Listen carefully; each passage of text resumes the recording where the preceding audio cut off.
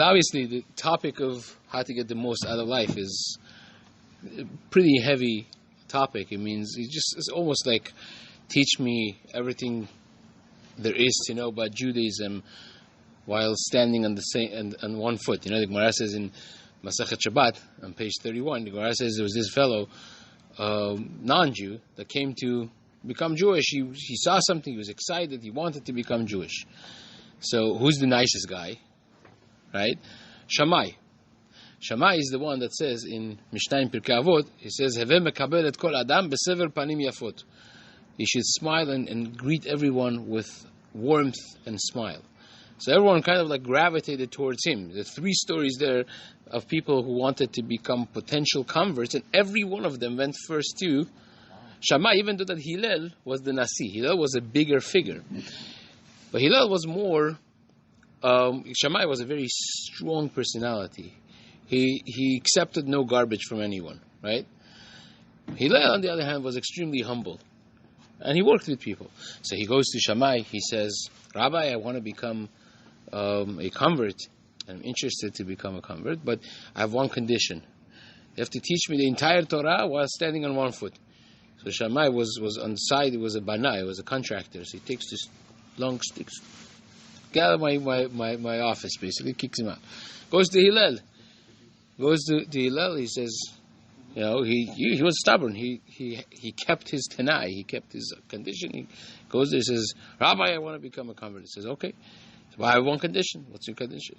I want you to teach me the entire Torah while standing on one foot. He says, no problem. Easy, right? I won't make you stand for a long time. Kol da'alach sani lechavrach al ta'avid.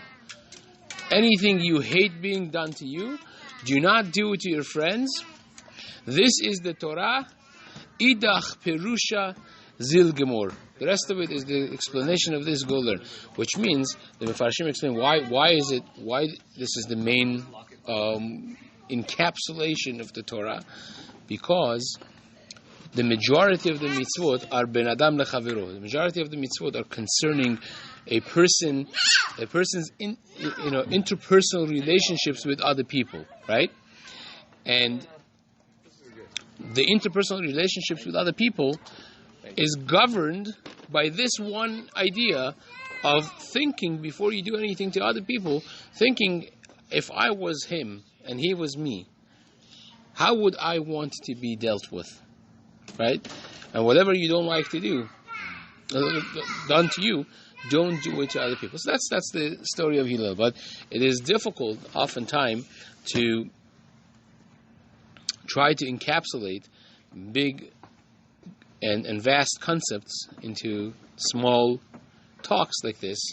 Saying a crash course on success in life. The problem is most of the crash courses, they crash. It doesn't really work.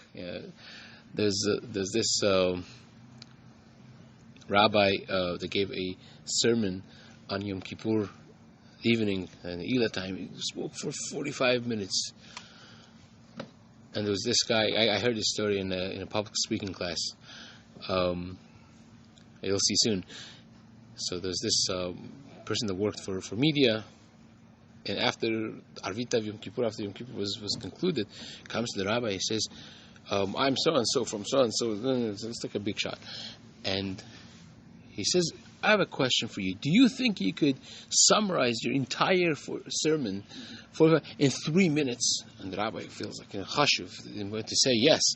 And he says, yeah, I think so. He says, so why didn't you? If you could say it in 3 minutes, why did you waste 45 minutes of my time?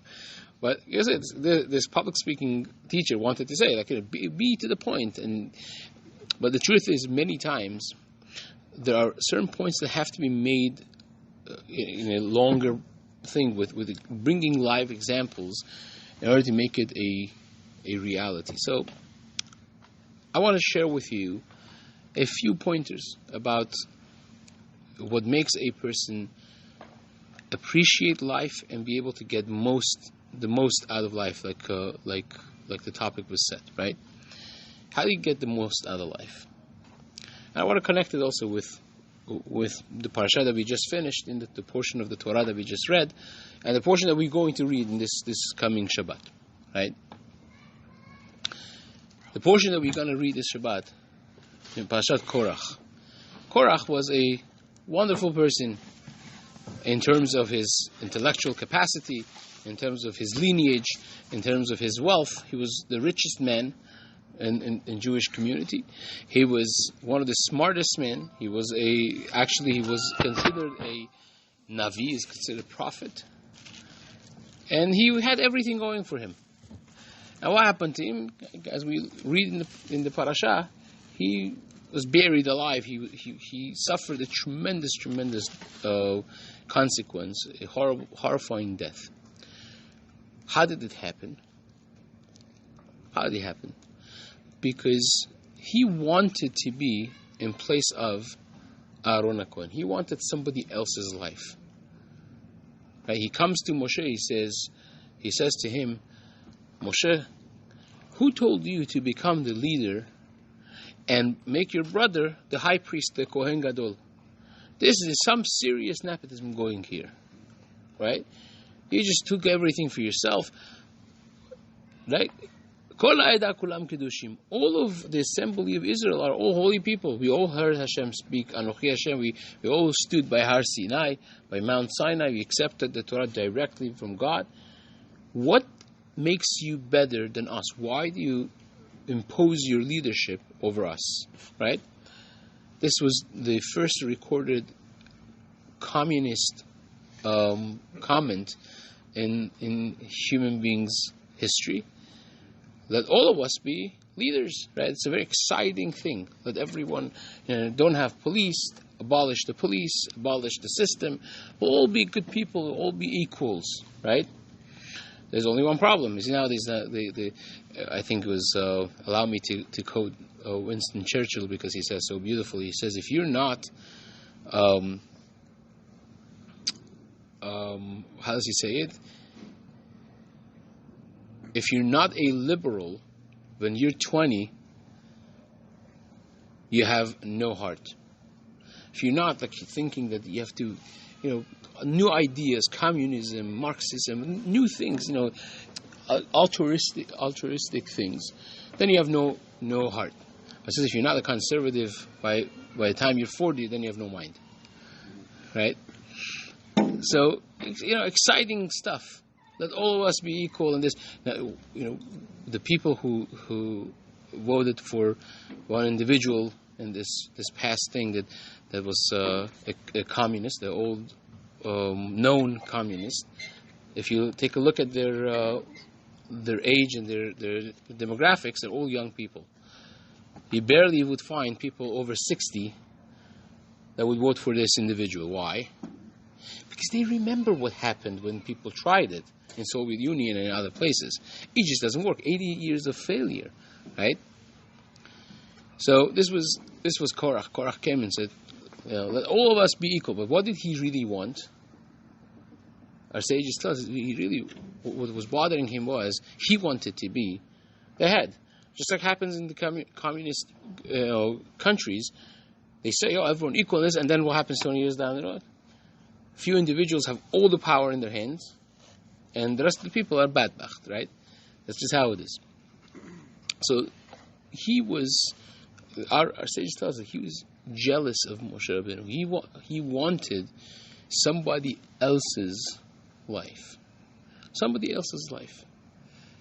Now, this is one of the greatest issues with people's lives. And we'll discuss a few elements of it.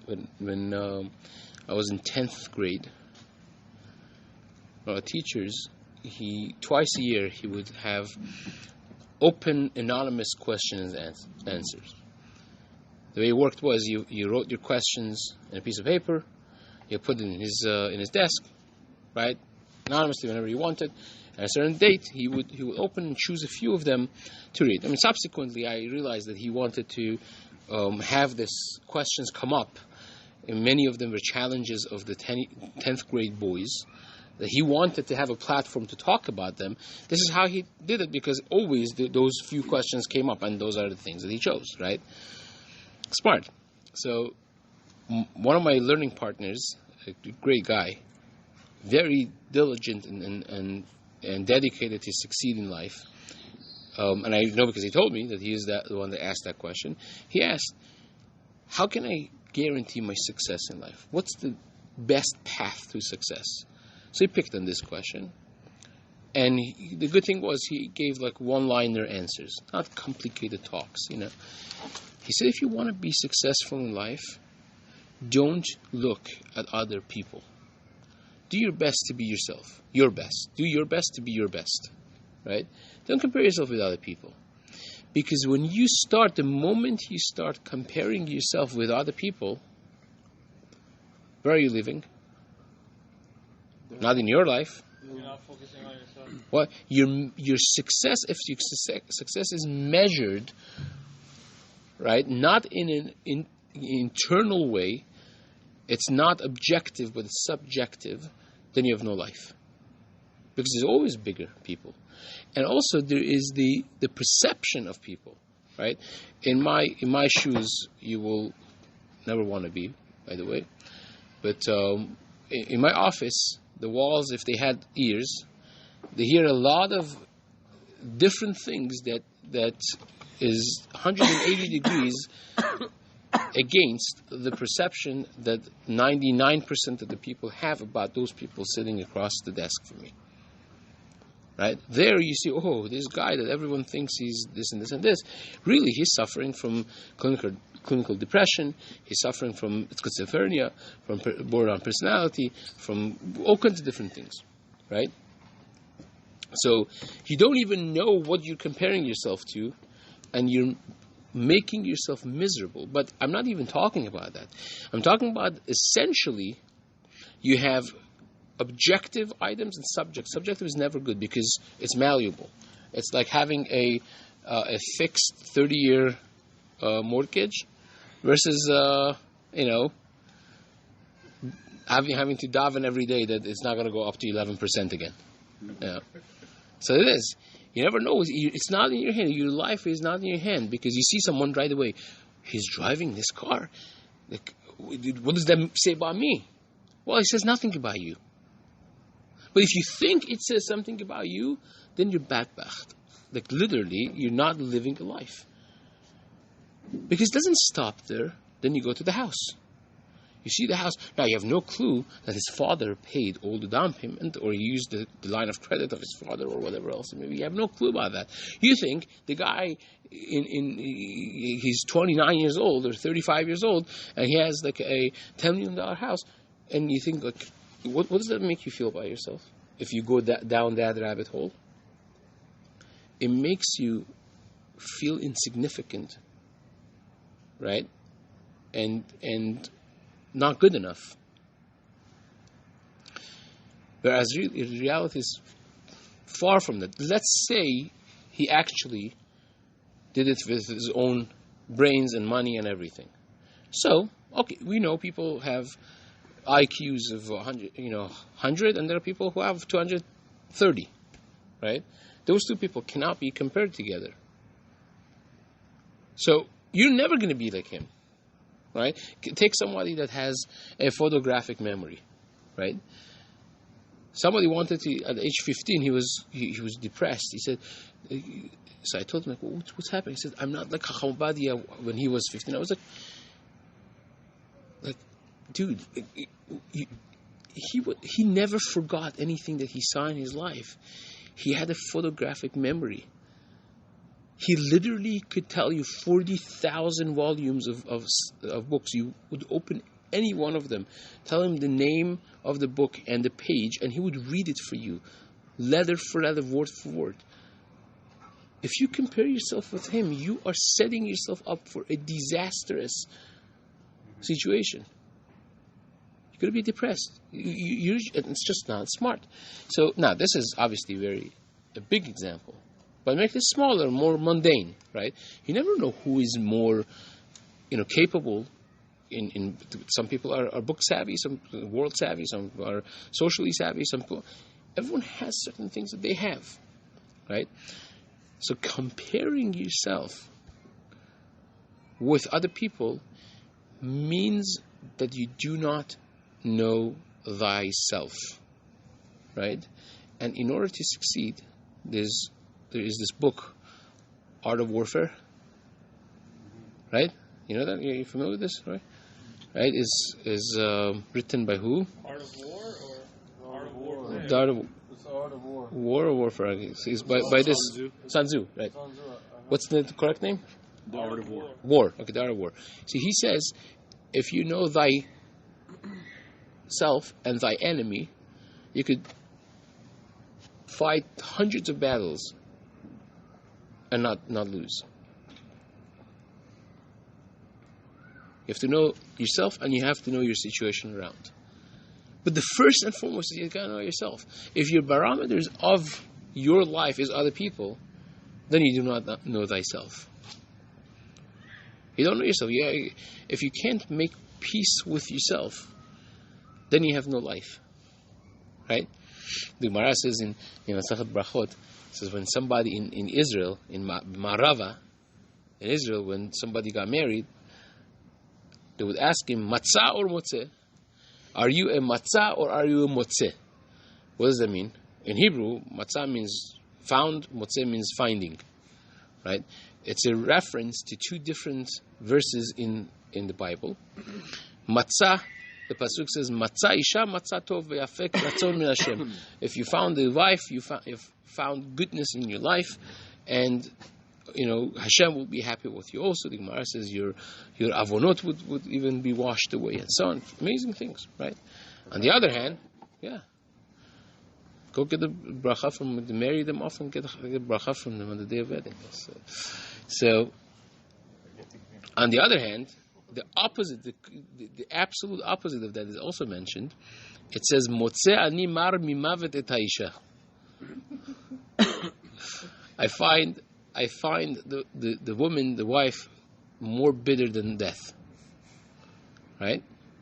So they would ask him, which one are you? Matzah or motzeh?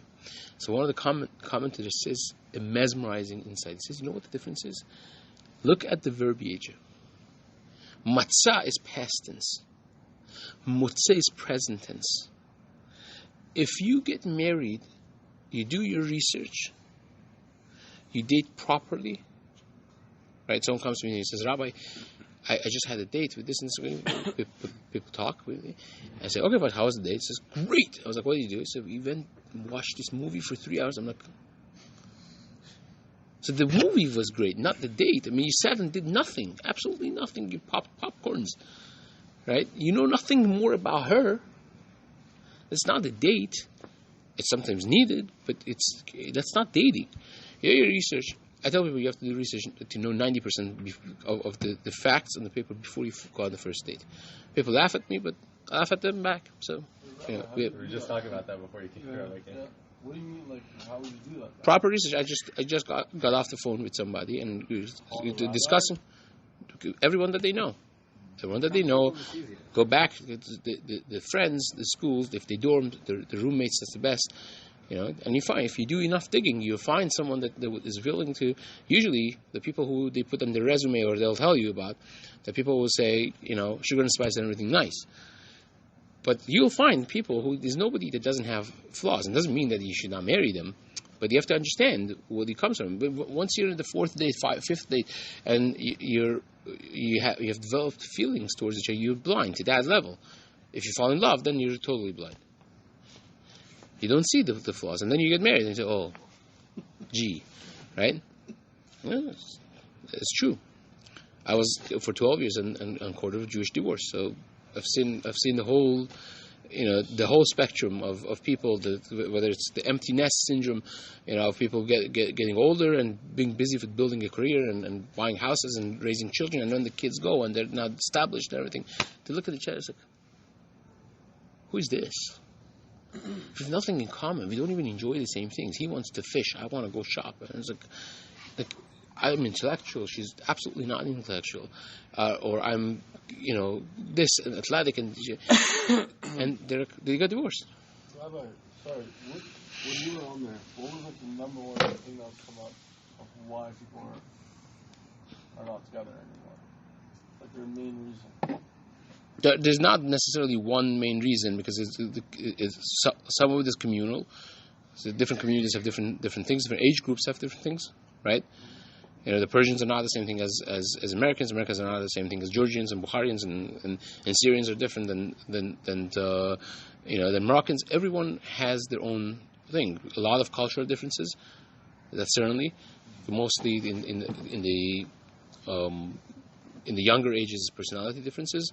In the older age is direction differences in life. What about like 26 to like 33? We have to talk privately. So I love those questions. So matzah means, so you do proper research, you do proper dating, and you I tell people, it's like, open your eyes while then dating, and shut them tight after you get married. Wait, say it again? Open your eyes while searching, and shut them up when you're married. So matzah means, once you stand under that canopy and you're ready, so that's it. This is my guy. This is my girl. And now I'm going to make it work. I've done my due diligence. I've done my thing. She has or he has a lot of good. She has or he has a lot of shortcomings. Every one of us has. Everyone that does not believe this is not an intellectual that is willing to use their intellect. Either of those. Right? Either not intellectual or not willing to use it, or not man enough to say it. You all have full of flaws, right? Rabbi Shlomo Yisraeli used to say, if 25% of your life decisions are correct, you're in good shape. We make a lot of mistakes. I mean, every time I say it, I'm surprised again. But I say it in his name. He's a big person. I would say probably 50, but we make a lot of mistakes. I tell my kids, I'm very open with them. I say, I'm full of mistakes. I'm full of doubts and full of mistakes. And life is a process of working on those things. But you use your parental podium. No, I don't say it. You have to know when to say it. It's an intellectual honesty. They know that there's an authority of father, but they also know that I'm very honest. Right. And they know that there has been many times I told them, I admonished you and I was wrong. Should not have come out the way it came out, right? So, it's true. And they grow up when that's consistent. They'll actually love you more, because you're not this person that has an image of an angel that never makes a mistake. And then they grow up, they say, they'll know that you made mistakes, right? So there has to be a certain level of honesty. So that's matzah. Matzah means I found already. It's past tense. If it's past tense, matzah isha matzah tov v'yafeh g'rasson min Hashem, then you've found goodness in your life. Now you're settled. Now you have a life. But if you get married and as you're putting the ring, you're thinking, the girl that I dated last year, she was a little taller, she's a little smarter. Then you're going to be miserable. Miserable. What kind of life is that? Right? Home is a place of security. You want to come home and feel this is where I belong and this is where I'm secure. And yes, I have issues, and everybody has. Guess what? Everyone has. Even those who have the best Facebook posts, right? There's this guy, they went to Mexico, where it was, and they posted this like wonderful picture of their family. Looks like the perfect poster child thing. And they came back and said, how is this horrible? Horrible. It was raining the whole time. We only had 5 minutes outside, and we went and took a picture. That's the picture that they put out. So everyone is looking at that. They think, oh, they could afford a thing to Mexico. It's such a fun time. No. It's not always as it looks. And if you're in my shoes, in those capacities that deals with people, with their dirty laundry, you'll know that you don't want anyone else's dirty laundry.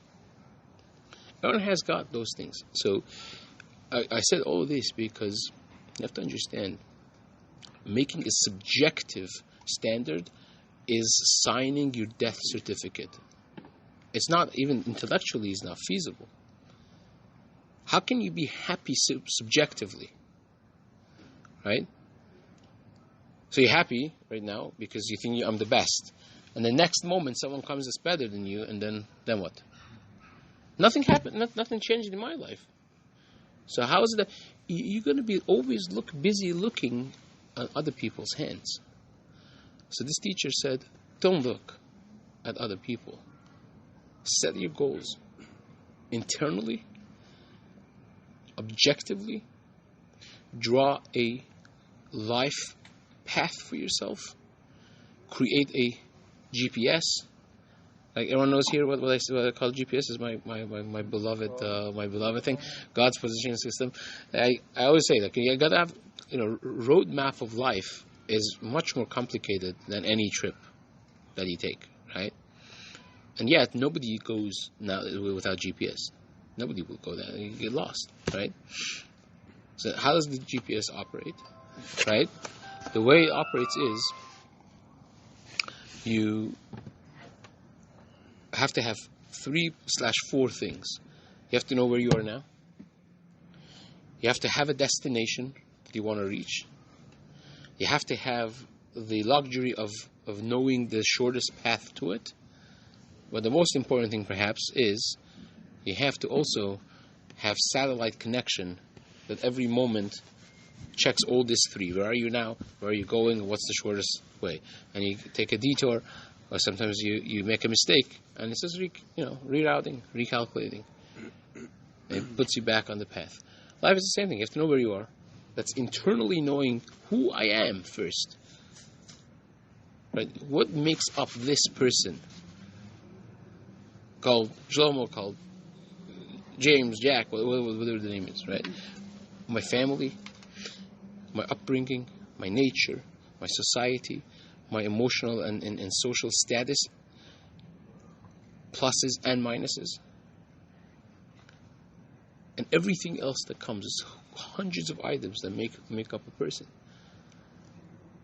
And from there, you have to know, okay, so where am I headed now? And that has to be an objective goal. When I'm 60, where do I want to see myself and my kids? I want to see my kids. And it has to be an educated guess. I was speaking last night to coaching someone for their dating, and he's telling me that most of the family members of this individual that he wanted to consider have married out of Judaism. It was petrified. Because that's a no-no for me. So I was like, okay, so let's look into this. How important is it for you?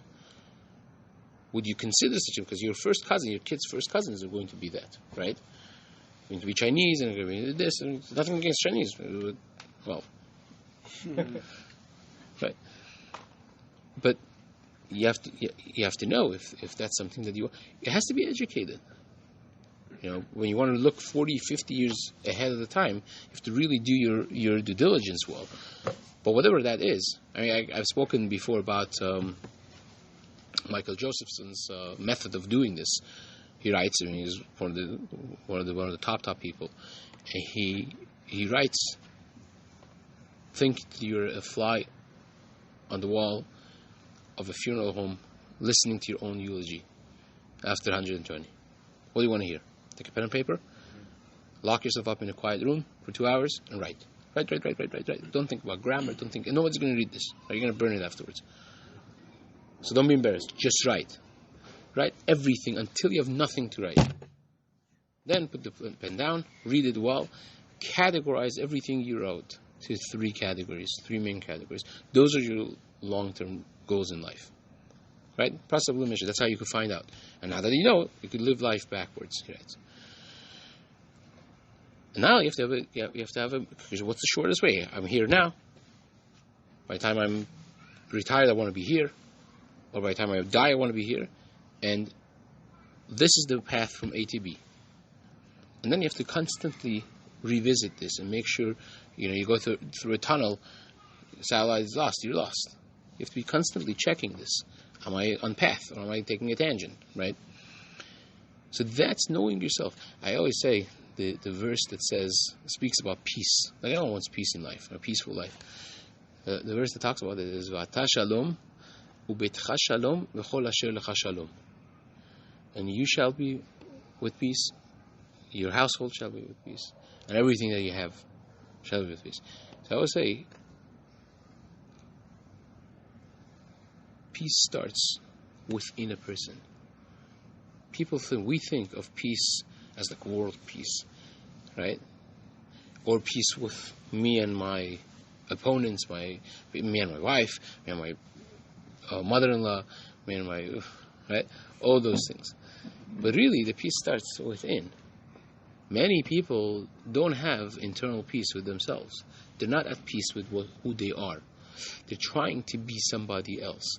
They spend their life planning how they could be. Saying to some people, what I once said, life, the definition of their life is what happens to them while planning the future. Busy bees. That is the most horrible thing that could happen to you. If your life is defined by what happens to you while planning the future. Because you're never living. And part of that is, many people, their life is defined by what happens to them while comparing themselves with the Jones or the Kardashians. Looking at who's considered successful by other people. Your life is completely out of your own hand. Your definition of success is completely out of your own hand. What kind of life is that? But as a person internally could say, Yeshli kol, right? This is obviously brought out by our sages in the core comparison of Jacob and Esau, right? The two brothers, the two twins. One of them the father of Western world, and the other one the father of Judaism. When they come together after 20 years, the whole encounter of Yaakov and Esav is Yaakov giving him lots and lots of gifts, and he refrains. He says, Yeilach hashilach, whatever you have, yeah, because Yeshli Rav, I have a lot. What does Yaakov answer to him?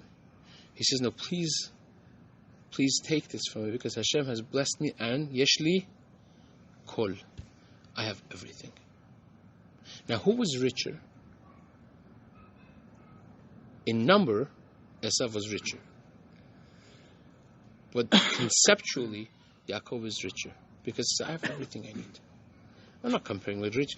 You know, how do you measure wealth? Happiness. Okay, but actual wealth even, right? Well, Bill Gates was the richest. How was the number? What was the number in the beginning? 40 something. Whatever it is, right? Now this is just 40 billion. Like, come on, man. Right? It's like, now you're talking about hundreds of. So now you look at it, it's like, well, still 40 billion is 40 billion. The value of money hasn't gone down. The riches of another person called Elon Musk has gone up. Who's up right now? Jeff Bezos. I'm not sure you have to be keeping up, right? But that has gone up. Nothing has changed in the value of $40 or $50 billion. So, still more money than you could spend yourself and 7 generations after yourself. But people look at him and say, "Oh, he's not so rich. He's not the richest." It's subjective. Versus a person that says, "I have everything I want." Rich means when you drink or eat something and says, "This is rich."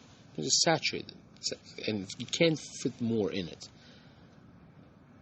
It has what it could have, right?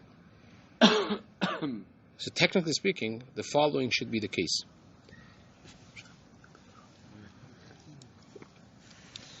If you have a fellow, and this doesn't make sense, but it really is true, right? It just is ironic into our minds because of well understood reasons. If you have a fellow that has 10 million, and he's looking for another 10 million, he's working towards another 10 million, and you have a person that's worth 10 billion, and it's looking for another 10 or 20 billion. Who is richer? Well, you have to see the definition, the dictionary definition of rich and poor. Rich is, again, saturated. It's full. It's not missing anything. That's what rich means, right? Poor means something that's missing something. So how poor you are is defined by how much you're missing. This guy is missing only 10 million. The other guy is missing 10 billion. Both of them have bread on the table. They're not poor by the society's measurements of poor and rich. But intellectually, which one is more poor? The guy that has a bigger gap. Again, it's ironic. We don't think in those terms, but it's true. In an intellectual analysis, it's true. So that is, I'm saying all this to hit it from different angles, to make this a reality, that we fail ourselves the moment we start comparing ourselves with other people. As a younger kid, I always had a number in my head. I established $10 million, whatever it is. That's it? You can live off the interest. This is like a number that once you hit it, nothing else matters. When you grow older, you start worrying about how long is that going to take care of myself, my kids, my grandkids. Like, where do you mentally believe the responsibility should stop? Not worry. And at what point it stops? Never. Because when you have enough for your great-great-great-grandchildren, then it becomes a matter of power and control and comparison and status and who's meetings and parties and so on and so forth. The portfolios and the this and that. It never ends, those things. Right? Unless you have an objective break. Not comparing. So, Yeshli kol, I have everything, Jacob said. Versus Esav said, I have a lot. So what does a lot mean? Subjective. A lot back then meant a lot of goose fend, right? Sheep and cattle and that. That's what it meant. Nowadays, a lot means how many yachts do you own? How many this, right? You would laugh at what they called a lot. And that's because there's a mindset of Yeshli kol. I have everything I need. And that's internal. There's a switch up here you could turn. That has to be worked on internally. So how can you get the most out of life? I would tell you the first key to happiness and being able to be operating at your best. You'll get the most out of life when you're working and operating at your best. You're only going to be able to operate at your best if you're not looking at other people. Because then you're happy with yourself and you're just pushing your limits. And your limits could be much higher actually than other people. There's this guy that wanted to get to higher league, accepted in football. And comes to the coach, is with trepidation, is going to get accepted, is not going to get accepted. And the coach has him, I'm not remembering what the name of it is, going on your elbows and whatever. Wrestling? Wrestling? No, he wanted to just go like 20 yards, he told him. And I'm not sure what's called as a word of how you basically have to crawl. And I said, fine.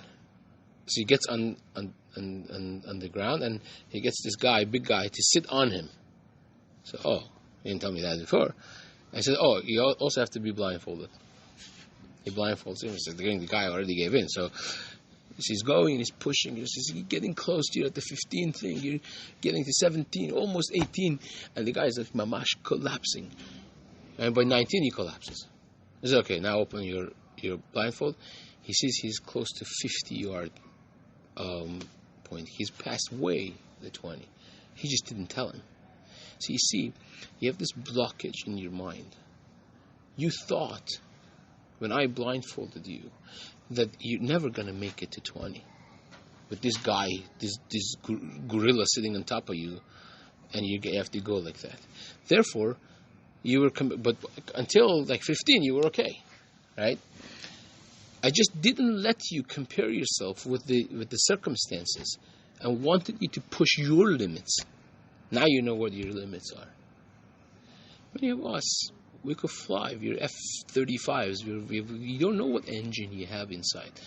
We are just stuck in the comparisons and things that our parents wrongfully sometimes in society many times have told us that we can't do and we can do, and don't do this zeshte. People think what and this and that.